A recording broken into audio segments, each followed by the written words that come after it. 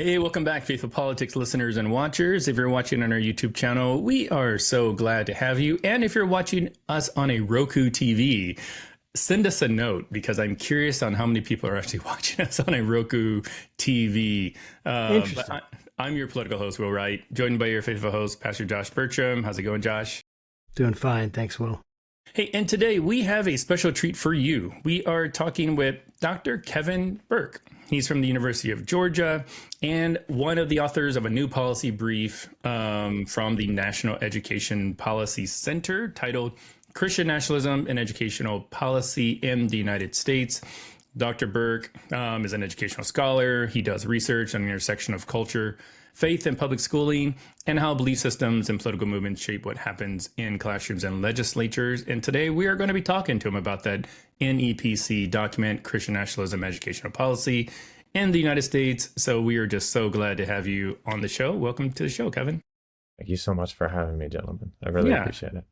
Well, I guess just to start off first, like what is the NEPC? Like, put that into context for anybody that's never heard of the organization and what they do. Like, let's start there. What is the NEPC?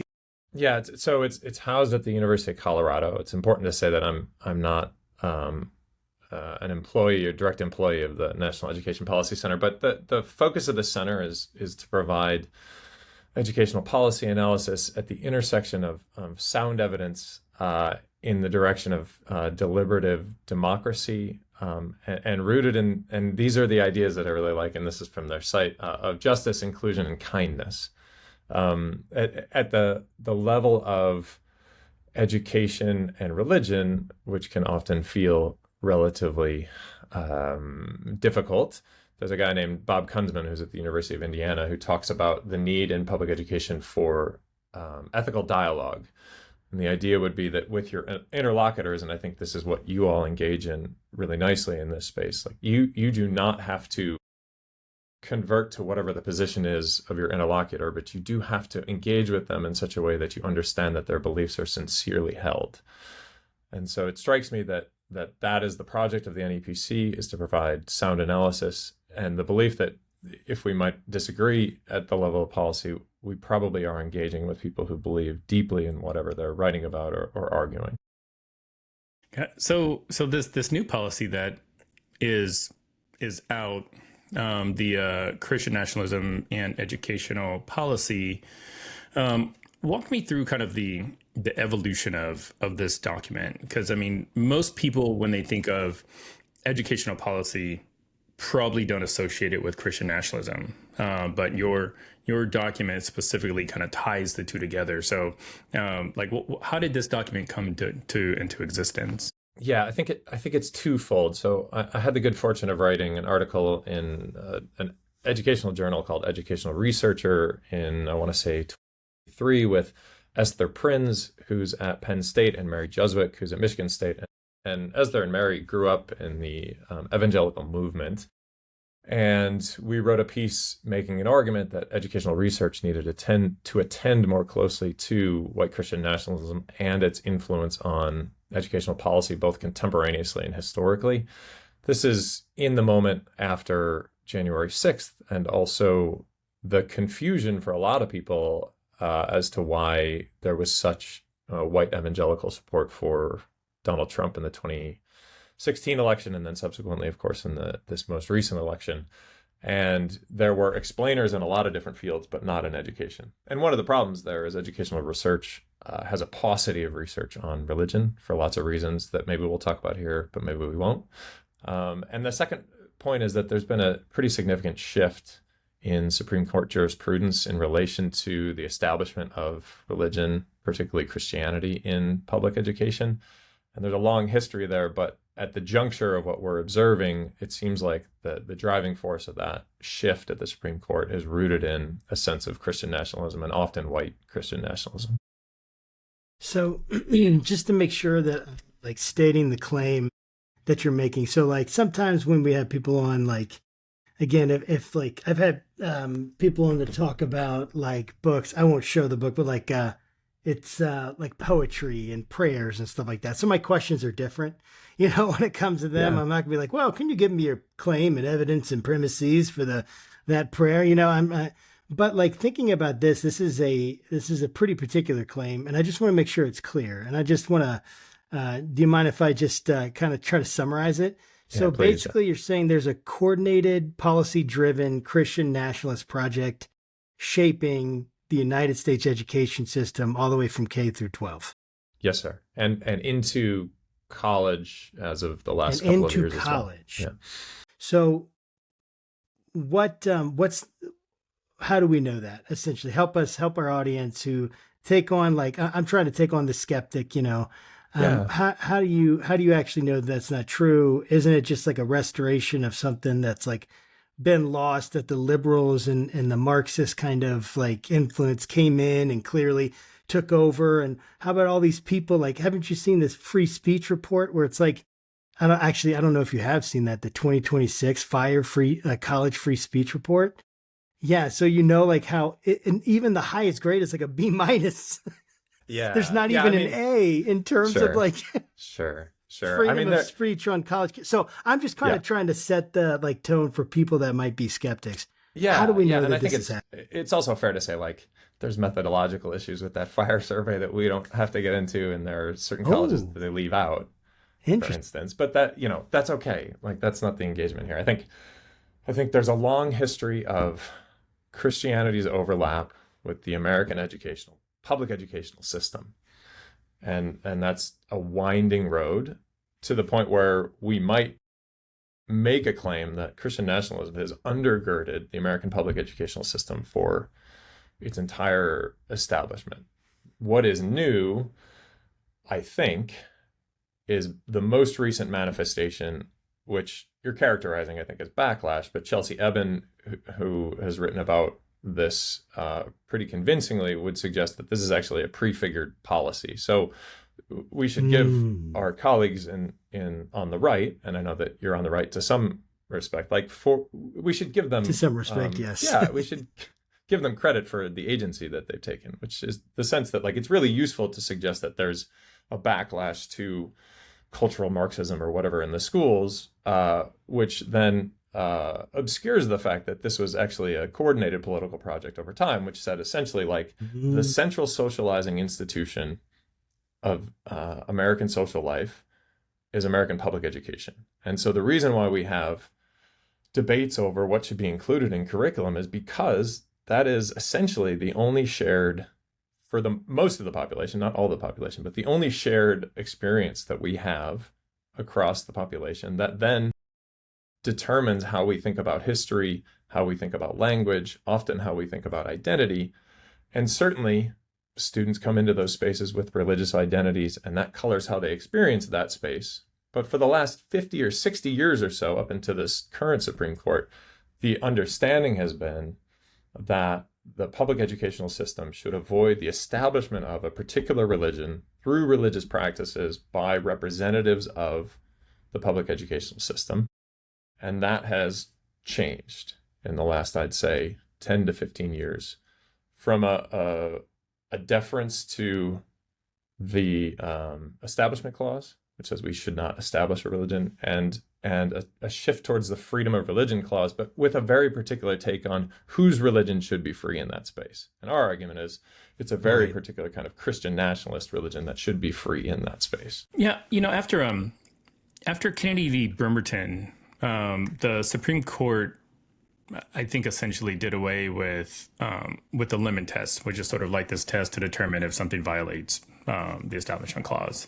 How do you think what's the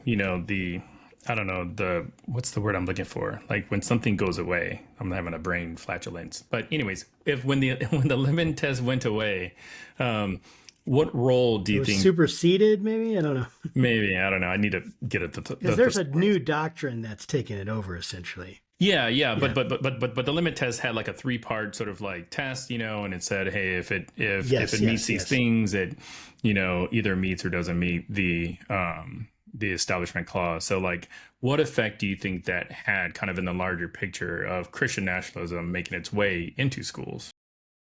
I think it was the case that it was largely settled that because of stare decisis and because of case law, like we weren't going to do Christian prayer by teachers in schools, or we weren't going to post the 10 Commandments in schools because of prior decisions.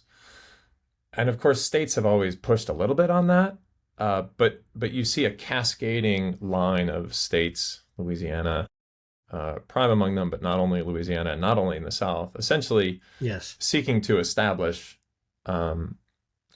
Christian religion in public educational spaces. Now, one version of that would be to say, well, the 10 Commandments are just posted there. You don't have to engage with them. But of course, we understand how that works in that space. The other version is like you have, for instance, the Bluebonnet curriculum in Texas, which is explicitly teaching biblical values. And you might imagine, this is probably not, excuse me, this is a very particular interpretation of what biblical values might be in that space. And it's a very specific kind of evangelical Christian establishment in that space. But I should probably lay out, like, as you asked, Josh, like, how do we define Christian nationalism? How are we thinking about it in terms of education? I'll just lay out the 4 tenets for the audience, and that might be helpful as a baseline. So just generally speaking, I work in curriculum theorizing, and the main question there is like, what knowledge is of most worth and what most ought we teach? And like, that's always in tension. It always has been. Like, this is the great debate of what we should teach in schools and what schools should do. And that's an understanding of a lot of people who think about education, but particularly I think Christian nationalism in this space say like public education should actively promote Christianity or Christian values. Wokeness in the classroom introduced by teachers or through curriculum is a danger to those Christian values. So this is, I think, why you see a lot of the pieces coming out now about like how empathy is against Christian belief or whatever. Christians are victims of a secularizing society. You alluded to this a little bit, Josh, earlier, like subject to godless brainwashing in public schools. And in order to make schools prioritize Christian values, the end sanctifies the means. So essentially any action is permissible, indeed demanded. Like you have to do it, because if you really believe this is true, then like the schools themselves are actively undermining Christian values in a Christian nation. I really appreciate how you are articulating this. I find myself like really almost like in a sense mesmerized, because I hear what you're saying and I'm trying to hear every word of it and understand like there is the question that we have to wrestle with right now is what gets to be part of and influence the education of a massive amount of people, right? It's universalized, it's generalized, right? So once it's enshrined or codified in a law or declared unconstitutional or constitutional, that changed, those ramifications, right? That ripple effect is intentionally created within the system to be vast. And so everyone is going to somehow be affected by this one way or the other, because they're going to have to choose homeschool, public school. It's almost going to be a reversal of the homeschool movement. Is now going to be people exiting the public school system if they can to try to teach their own values, right? If it becomes this kind of like vision of the Christian nationalism that you are resisting. And, I think one thing that I would love to like get your thoughts on is this idea that every state catechizes in some way. Like every state is going, and I know that's an intentional word. Yeah, and I know that's a religious word, but they do. It seems like every state is going to come to a place where, hey, what do we do with these little people that we need to figure out some way to help them? My wife, anyway, I'm not going to put her on blast, but I've known many teachers that have said like, dude, this is you can tell it is institutionalized to the T when you walk into a public school system. And it is designed like you can just see the ramifications of all these things that she's going to now face as a result of this. And I just feel like, how do we because I'm trying to get to the place where, I agree with you that we shouldn't have this particular version of Christian nationalism. What I know that you're saying, I've heard enough about it that I intuitively, I don't want that being taught as something that's required by any means. And I am concerned about what seems like an infringement and a continued redefinition of these, of Establishment Clause doctrine now to like history and heritage kind of like language, which is a bit concerning. anytime we start tying ethnic heritage, like things like that, it gets concerning because it's not necessarily an ideal or principle we're appealing to at that point, but something different. And so I guess if we're digging deep, what's the issue with catechizing? Isn't everyone going to try to do that? So how do we decide who gets to do it? And why is Christian nationalism in particular egregious in this? That's to the extent that I love my job, that has been my job for the course of the last 15 or 20 years. Thank you for what you do, by the way. I've never met someone that develops curriculum and been able to thank them. Thank you. But the question really is, what values do we put forth in the public education system, in any kind of education system? So the relatively settled doctrine had been, although certainly since the Supreme Court decisions in the 60s that got rid of public prayer and then Ten Commandments stuff, there has been a sense, and you see it in language that, for instance, like Mike Huckabee used after, I think it was 9/11. He said, this is what happens when, it was Sandy Hook. He said, this is what happens when you push God out of school, public school. And my response would be how weak is your God? God's still there. I mean, everybody walks in with whatever religious instantiation that they have. It's in the discourse that they speak. It's in the way that they read. It's how they interact. But the ascension was essentially, and this is in the official standards from the main social studies body in the US, which is absolutely, we should teach about religion. The understanding, though, is you teach a cosmopolitan version of religion, which is essentially comparative religion. People will be more tolerant, the assumption is, if they know about everybody's religious backgrounds. It will make us better readers. It will make us better citizens. That's unsatisfying to people who see their job, indeed their faith, as imbued with the idea that you have to evangelize. So one of the stories I always tell, my colleague who wrote this with me, who's not here, did a study of 3 teachers who came through our program who were religious in certain instantiations, one of whom taught in public education and was a great teacher, but did not evangelize in her public school classroom and felt like she was going to go to hell as a result of that. And dealt with that all the time and still didn't do it, which is really, the sense was she didn't know what the line was in terms of what was allowed in that space, but she also understood, I think, public education as a pluralistic project where you don't do that sort of evangelizing. I think that's probably what goes away with the sort of Kennedy v. Bremerton stuff and whatever else comes down the line. But the big distinction, I think, Josh, is there had been a sense that public schools were a place where you taught about religion as opposed to teaching your religion as the way forward. There were always instances where that was not true, but the broader consensus was that's what we did. And I think that is what Christian nationalism explicitly pushes against. You do not need to know about other religions except in the context of their being dead or probably fallen. And the religion that you need to know because we're trying to save you is this particular instantiation of Christianity. I'm curious, the policy seems to frame recent fights over books, prayer, school choice, not necessarily as small community sort of incidents, but more systemic, more national, or at least that's the impression that I got. And I'm curious on at what point in time did you and your team sort of look at kind of the educational landscape and then saw Christian nationalism, was it kind of just the accumulation of all these different things, like the books, the prayer, the school choice? It was all these dots help create the picture as you're connecting them. Yeah, I really think, as I said earlier, the big question was, for a lot of people who are in the educational research community who don't think a lot about religion, which, as I say, is a lot of my colleagues.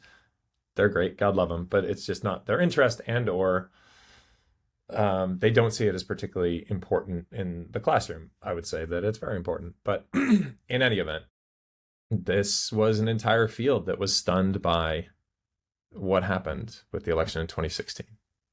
And so you look for explanatory variables.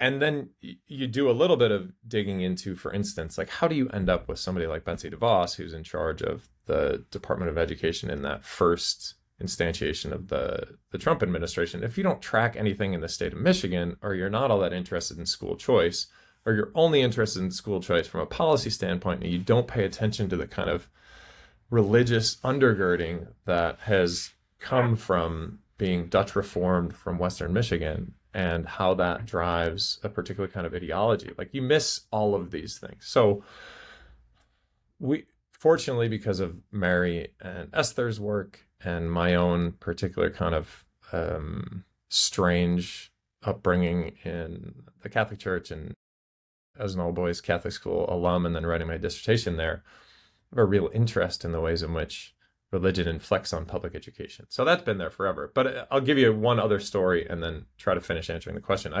My advisor, who's at Michigan State, was Jewish from Israel. And so he always talked about how he had the ability to ask lots of questions about American public education, about things that were strange to him that were normalized to us.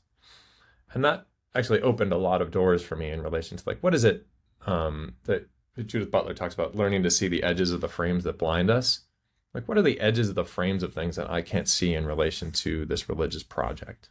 So that brings us then to this, like, what are the explanatory variables that might actually tie together the school choice movement, all the book banning stuff, and then this push to bring religion and prayer, specifically Christianity and prayer, into schools again.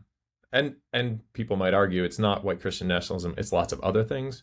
We think that white Christian nationalism is a pretty useful heuristic for understanding why this is all happening. You know, because when you say stuff like school choice, you know, and even when folks talk about like homeschooling, for instance, I always get a little like a little cringy because I think I agree with most of the research about at least sort of like the Christian nationalists leveraging school choice as a sort of like tool to, you know, I don't want to say indoctrinate, but basically like have a religious focused curriculum at home, and I think that's fine. If people want to do that, knock yourself out. Like, because we homeschool too. Like, when my oldest son had a lot of medical problems, we homeschooled for the longest time. I was like really upset because like I was paying taxes still, you know. but like it was a period. I wish we could do it more because I think there is a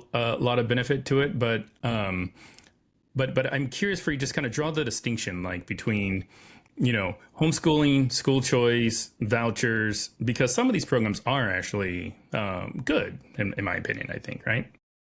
Yeah, I think, so Cheryl Field Smith, who's a colleague of mine, has written pretty extensively about Black homeschooling. So she might be somebody that would be interesting for you to think with. Well, like that there are lots of different decisions that parents are making in relation to what their kids ought best do in relation to schooling. I think the particular instantiation that I'm thinking about in relation to school choice has to do with two things. One of which is the central ideology of starving the beast, which is the move to get public funding out of public schools through the school choice movement in order to support particular kinds of religious schools or homeschool movement. Now, not every parent who's doing that work is thinking in that way, but that is an underlying ideology that runs through, you know, the kind of thing that Betsy DeVos is pushing for, which is basically like public education is corrupt in large part because it's a collective project and education itself is an individual good.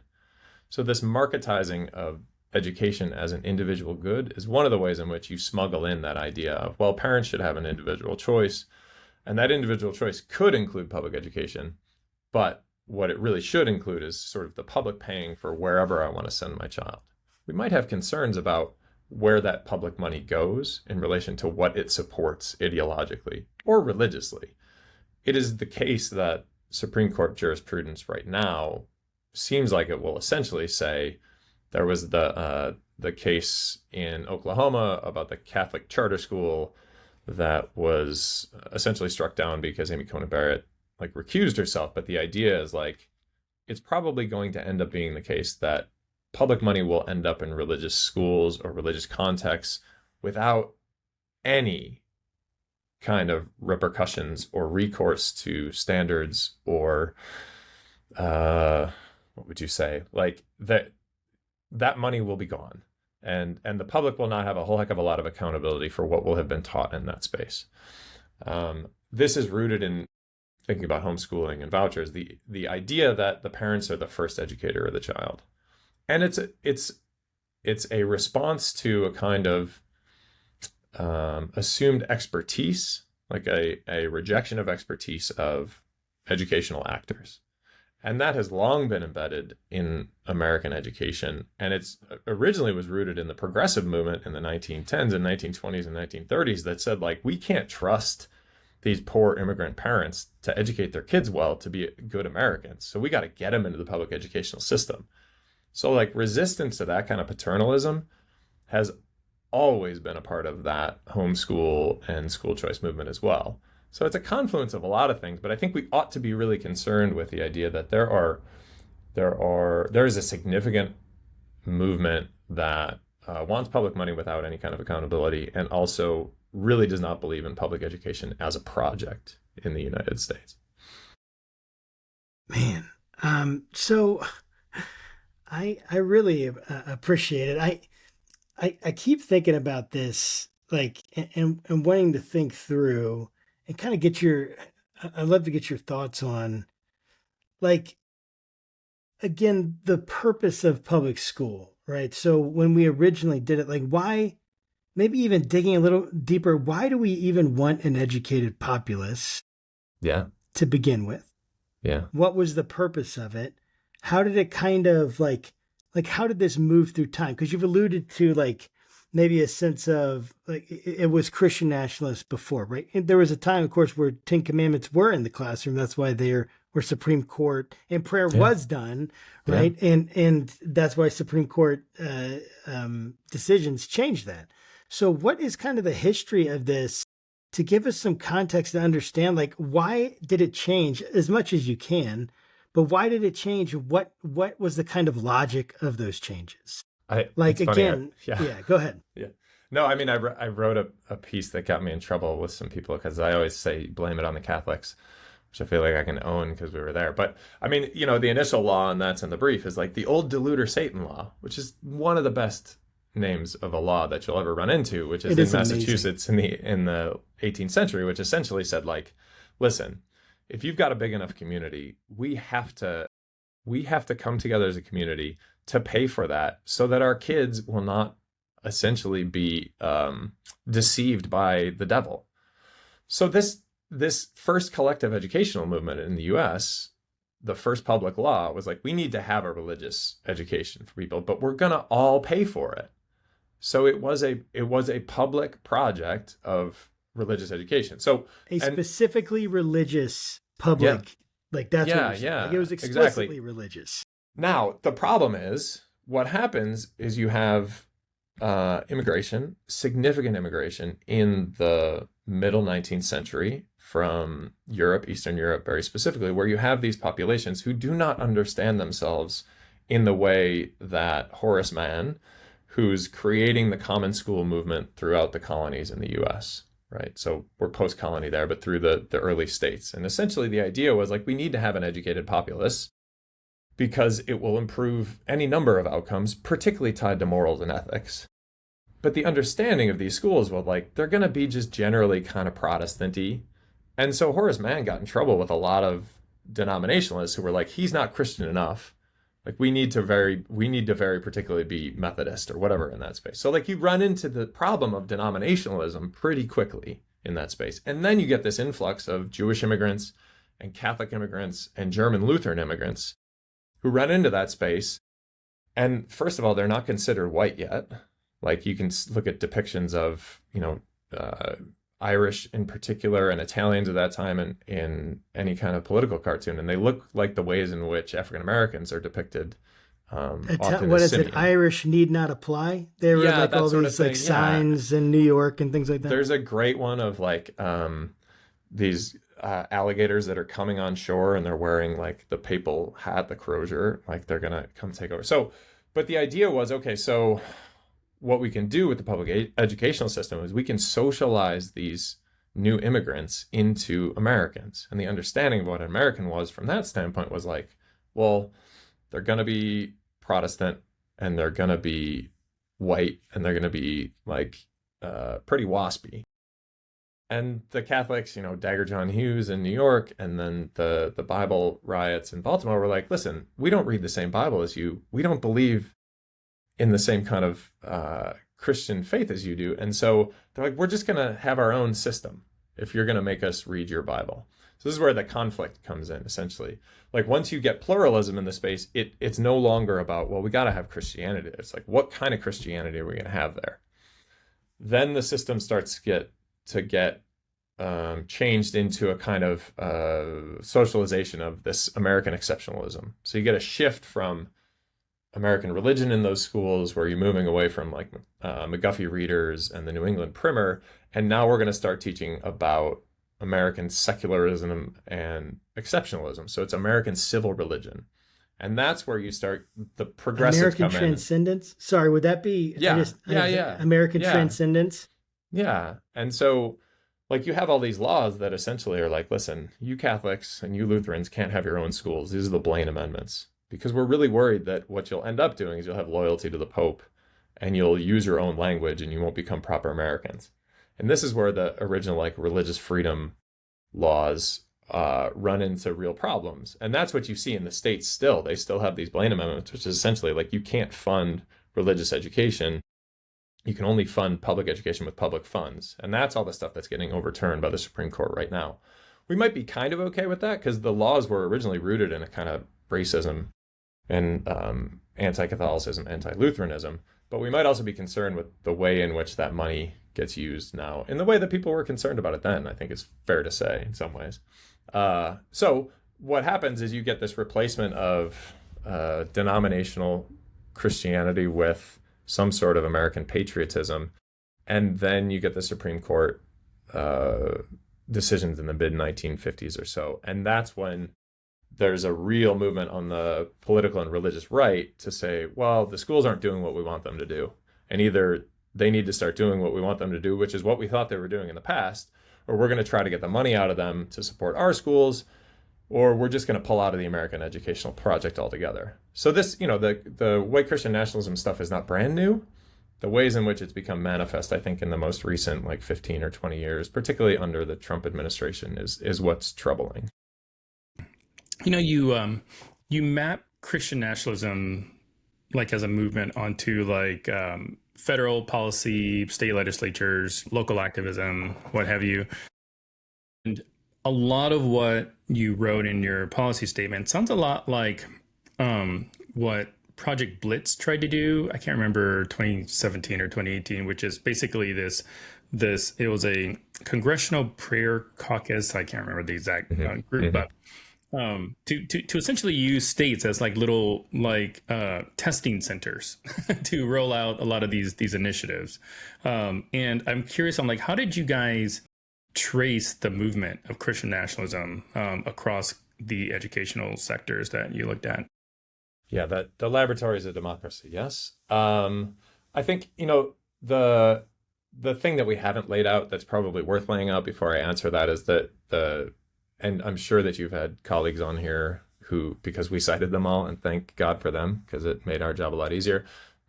Just the central tenets of white Christian nationalism, very particularly, and then we can think about that. It's there's a rigid and clearly defined social hierarchy that should be maintained under the dominion of Christian God, males over females, adults over children, whites over other ethnic social groups. Preserving God-given freedom is of paramount importance, but only for white Christian men who are atop the hierarchy. And for all others, it's authoritarian and at times violent forms of control and governance. They're needed to maintain proper God-given order in families, communities, the nation of the world. The way to think about it, I think, Will, is there is no federal right to education.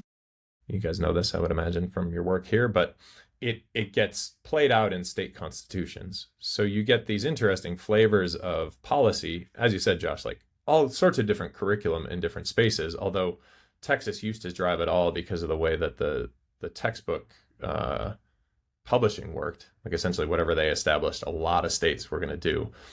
But what's important, I think, is you see these test flares that were flying up from the states. What we didn't have in the past until Betsy DeVos was in charge was essentially the federal government saying, like, yeah, we should have national school choice. We should have national vouchers. We should really start to support religious education with public funding in ways that the states were doing it before. And then there became like a kind of confluence at the level of the federal policy making as well. So this seems like a shrinking or a narrowing of the Establishment Clause and an expanding of the Free Exercise Clause. Yet in a particular, for some people, but I guess the question I have is, and I appreciate that, and I understand that's very concerning, and I agree that that is indeed concerning. Does this not, though, expand these kinds of rights for, say, Muslims or Mormons or Catholics in legally, right? I mean, does it set a precedent like that? Is it like, and I guess what I'm saying is like, is it, if this begins to happen, is the advice, well, everyone then should be pushing for their curriculum to be included, you know, whatever it may be, because then it's going to like kind of force the issue. Like, I guess, like, what is this going to create? What is it creating? What is it going to create in terms of that kind of legal doctrine that's going to affect the schools ultimately? I think it's a great question, Josh. It's one of the ways in which, you know, one of the things that NEPC wanted us to do was like put in recommendations, policy recommendations.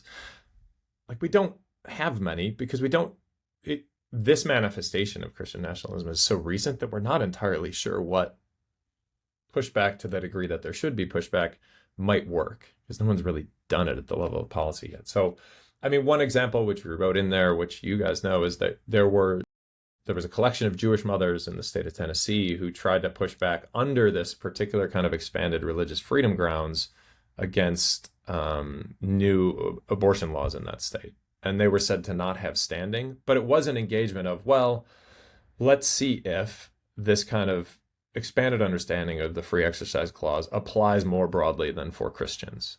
We might be worried about, you know, I can't remember the name of the case law, but there was the law that Justice Scalia wrote the opinion for, where it was Native Americans who were using peyote as a part of one of their religious ceremonies. And they were not allowed to do that. This was prior to the current administration's, the current court's jurisprudence, so maybe that would come out differently. But I think the larger concern, Josh, that we might have too is, I had a student who did a dissertation in public schools in the state of Georgia. This is prior to Kennedy v. Bremerton, very particularly, about all the ways in which non-Christian teachers experienced Christian practice in Georgia public schools. A lot of that stuff is fairly innocuous, but it might not be if you are an irreligious person in a public school space who assumed that, well, because this is a public school, there won't be an establishment of religion. Like, we won't have our faculty meeting at the Baptist church with an invocation from the minister. Like, that won't happen. But then it does. And you're like, well, wait a minute, you know, nothing against Baptists. Catholics might do it too, but this was just one of the examples. So the idea was like, what you would have to have then is you would have to have somebody in a small community in Georgia who would have to stand up and say, listen, that's actually violating my rights. And that's a pretty risky thing to do if you are minoritized in any kind of way in relation to your religion, but if you have any other kind of marker that's different from the community, because you might alienate yourself from the community. And certainly maybe the community doesn't intend to do harm to you. But the larger point, Jess, is like, when you have a movement that is really concerned with domination and seems to have pretty strong political power at the moment, we might be really concerned about the ways in which those people who are affected, who might want to take advantage of that religious freedom stuff, might actually be silenced in communities because of the implications of their standing up for whatever religious rights might be expanded to them. Got it. Gosh, so many questions. I guess I probably should ask one of the more fundamental questions. I know you already kind of talked and defined what Christian nationalism is earlier, but like, how do you judge Like, is there a scale? Like, is there like, a mood ring or something? Like, how do you Yeah, yeah, know yeah. that somebody is a Christian nationalist, or they are teaching Christian nationalist centered curriculum? Yeah. I mean, one of the things that we wrote in that earlier article is like I have a very vivid memory of being at Arlington National and my mom being handed my dad's flag uh, in front of his grave with a cross on it. So this is like Christian nationalism comes in all sorts of different forms. Decide whether that's problematic or not problematic, but it's important to me, right? The the scale from Whitehead and Perry. I think there's the idea of rejectors and resistors and accommodators and ambassadors. The ambassadors and the rejectors are on either side. So rejectors would suggest that, like, listen, we shouldn't have any instantiation of Christianity or any religion in the public sphere that's imposed on other people. And ambassadors would say, yeah, like this absolutely needs to happen. Resistors and accommodators are kind of in the middle. Like maybe we're a little bit uncomfortable with it in certain cases, and maybe it's okay in others. How you recognize it, I think for our purposes, like it's about Christian supremacy. So I don't want to use the pornography definition, like it if you see it. But if you're in a situation where the idea is like we need to do this because Christianity is more important than that, like we need to teach Christian fundamentals. Ryan Walters in Oklahoma is a great example of this. That gentleman, he's gonna buy all these Bibles for the schools in Oklahoma that are a very particular kind of Bible that is missing very specific parts that are important, and also will pay money to people who are politically connected. Like this is an instantiation of Christian supremacy in that space. And there are lots of different examples of that. Jeffrey Landry in Louisiana said, we're going to put the 10 Commandments in there. And then he said, I look forward to being sued. And the idea, it's a mark of pride in the sense that, like, I'm going to push this as far as I can go. Maybe because I believe it, maybe because it's like politically expedient. But this idea of establishing a kind of supremacy, I think, is probably the mark that's maybe easiest for people to see. Yeah, I went ahead and took the liberty of looking up like all the or trying to get a list of like current state laws that are in some kind of state of litigation, and there's quite a few. We can put that out in show notes, or we don't have to do that, but we can do something where like we can show some of these things, and maybe I'll write a Substack about it. But there is quite a few laws, right, that are happening challenging this. And of course, I'm thinking about how like people I know, and even my own like way that I used to view, I've shifted for sure, but I still have a lot of empathy for conservative views. I consider myself a conservative. And I guess one thing is like thinking about like, at what point does like accommodation become endorsement? Like essentially like you have different places like Louisiana, say Louisiana. I highly doubt that there's going to be like a 10, commandment, rule in New York City, for instance. I doubt that that's going to pass, or Los Angeles or California, or the Northwest, Northeast, right? Take these geographical locations. It'll be challenged in Virginia. I'm sure that I haven't looked, but there may be something already being proposed at least. I know in Ohio, there's been a law that's passed that's allowing, more leeway in terms of religious education, specifically Christian in this case. So I definitely see that. But it's like, is this just like, hey, this is our culture. This is who we are. This is this is what people want. And we want states to be able to have the freedom to do that. I'm not going to New York and making them do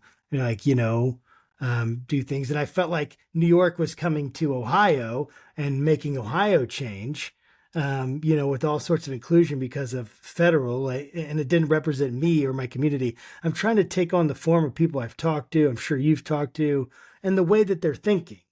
because if I don't enter into the way they're thinking, then I don't really have empathy, and I can get mad at them about hating empathy, but I'm not really doing it myself. Yeah, I think it's really important not to dismiss the concerns of people who are When does seriously accommodation engaged. become endorsement, and how do we test those lines essentially? Yeah, I mean there are substantial there were substantial accommodations in place. So there's religious release time, which has been legal for a very long time, which is essentially in the public school. You can go for religious instruction during public educational hours just outside of the public education building. It's kind of a kludge. Like, it's still public education being like, okay, you can do religious stuff, but it's not in the building itself. Kids could always pray in schools. Teachers could always pray in schools. Teachers couldn't make kids pray in schools. Kids could organize groups that were prayer groups that had like faculty sponsors in those spaces. So See the you at simple, the pole, right? I remember going to see you at the pole when I was in high school. I went to Catholic school, so we, everything was religious. Yeah. But the idea is like the simplistic understanding that somehow God or religion was pushed out of school, like, does not do justice to the faith that people have. And so I think, as you say, the tension is, what should our schools do? Our understanding is our schools should not establish Christian supremacy with public money. And one of the issues that emerges from there is like, okay, well, so then if public money is going to religious schools, which it is, that might be a little stickier, because we don't want to impose on religious beliefs in religious spaces, but we might have concerns about what public money is doing in those religious spaces. And I think that's a debate point that we might have. Your larger question also is an important one of like, what do we do with like regional difference? And one of the things that educational scholars often talk about is like, big educational reform always falls apart in the United States because the public education is so diffuse.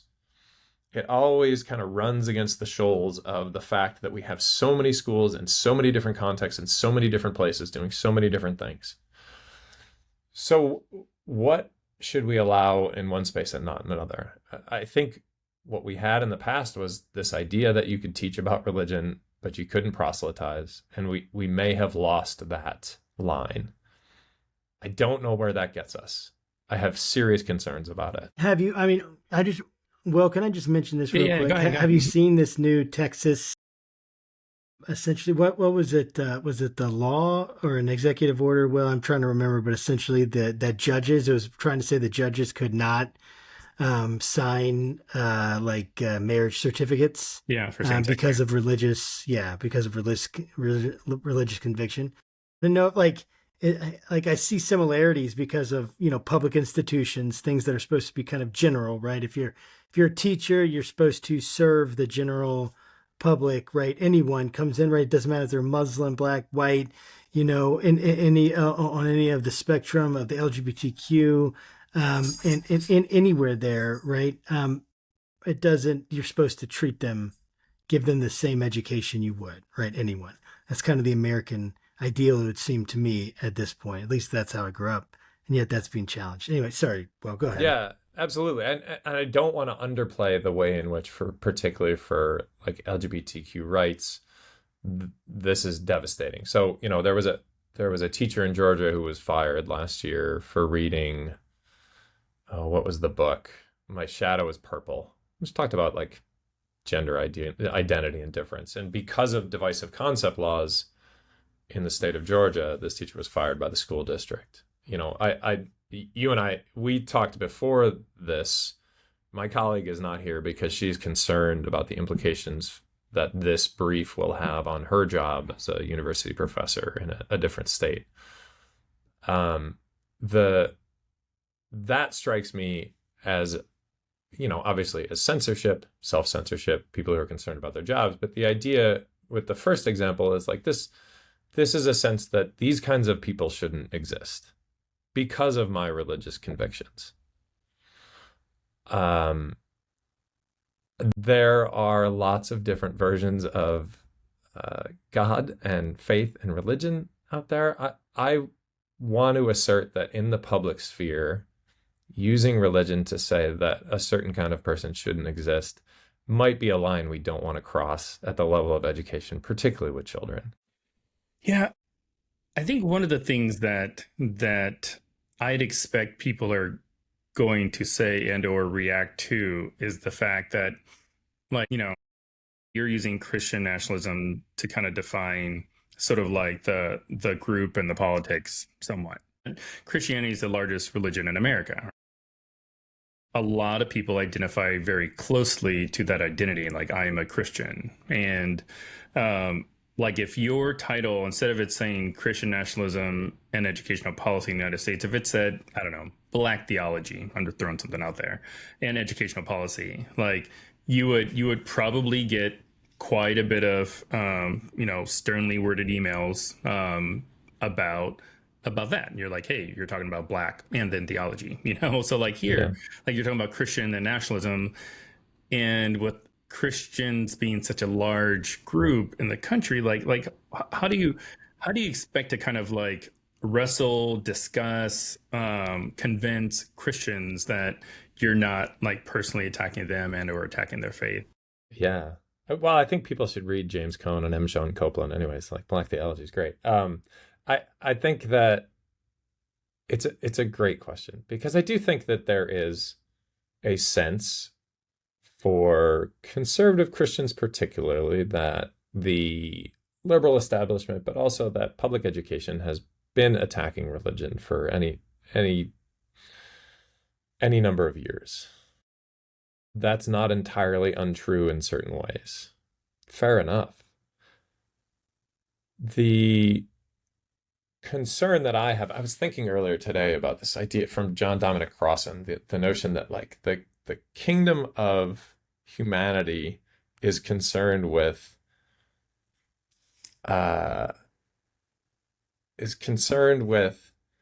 peace through victory, and the kingdom of God is concerned with peace through justice. And my sense is, from the kind of Catholicism that I grew up with, there's this idea of faith-seeking understanding. I don't know that there's a whole lot of understanding that goes on in an ideology, Christian nationalism, that is focused primarily on domination.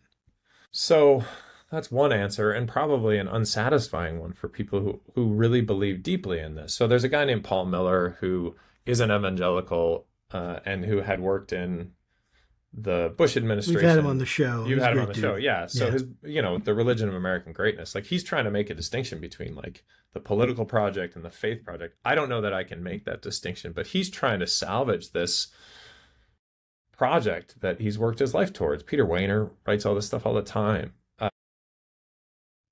And I think that the real struggle there, David French is another one who's in the middle of this right now, is this community that I was a part of. It's not the community I thought I was a part of. One of the things that I would say to Christians who are concerned about this is like, if you are coming to conclusions that run counter to the way in which you view the kind of manifestation of Jesus you have in your life, then that might concern us about the political movement with which you might be tethered. And for the people who are ambassadors, who are Christian nationalists, I don't know that I have an answer other than like there's this podcast called Faithful Politics that tries to engage in these kinds of conversations. Well, I appreciate the endorsement. So this is the last question. What is your call for people? What do you want them to hear? And I guess maybe address two people. What do you want the MAGA listener? Welcome, MAGA listener, by the way. We love you. And I pray for Donald Trump. He's my president. I pray for him. I pray for the people that are in office. I truly do. And when I think about him, I have ADHD, so I don't do it all the time. So don't hold me to that, but I definitely do when I think about it. But what's your call to the MAGA person who's listening and they're like, dude, we finally have someone taking action.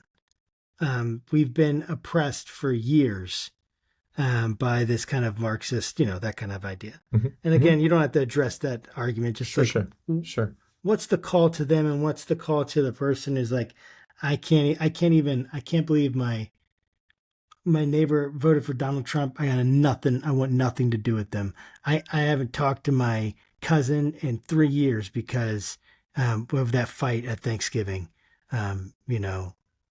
What's the call? Yeah, it's hard.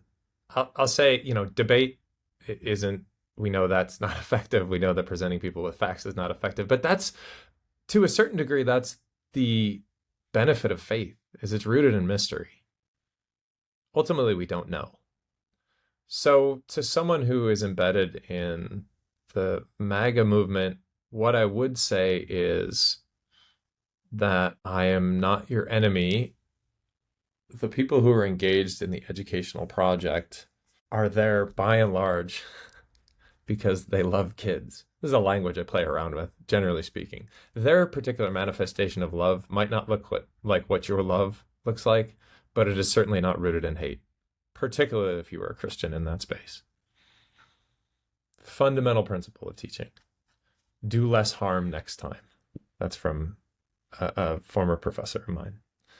And then for my friends, many of whom I have, who are really concerned with the idea of like a neighbor who might feel irredeemable, I had a professor named Mike Himes. He was a priest in the Brooklyn diocese, but he taught at Boston College where I went. So he had a Brooklyn British accent because his aunts were British. So like imagine that accent as he's talking.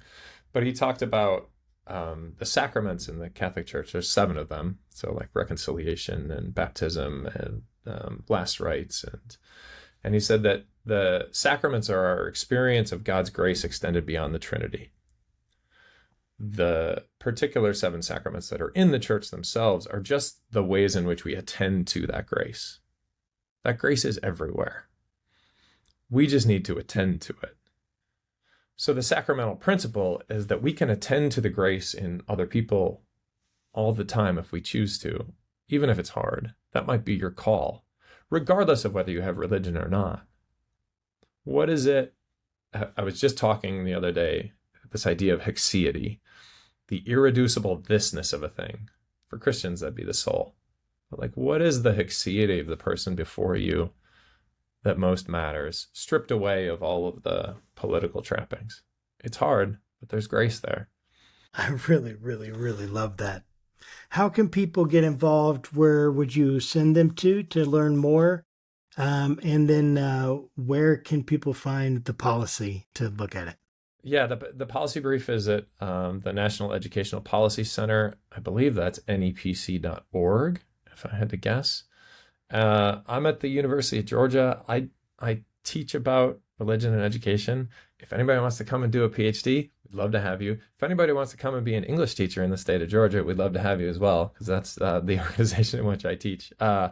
And, I've written a lot of books and a lot of articles that essentially, because they're academic, nobody reads. So pick those up and let me know that they're unreadable.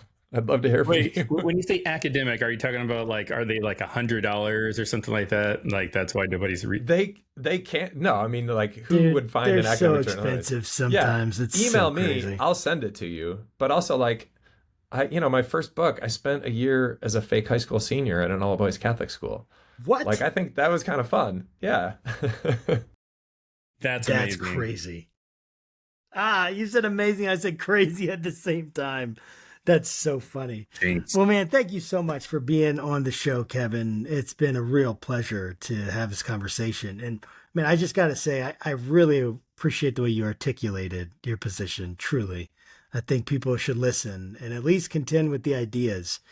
We need to get back to contending with ideas and not people, like we have been. So thanks again. Thank you For doing that. It's been a real pleasure. Thank you.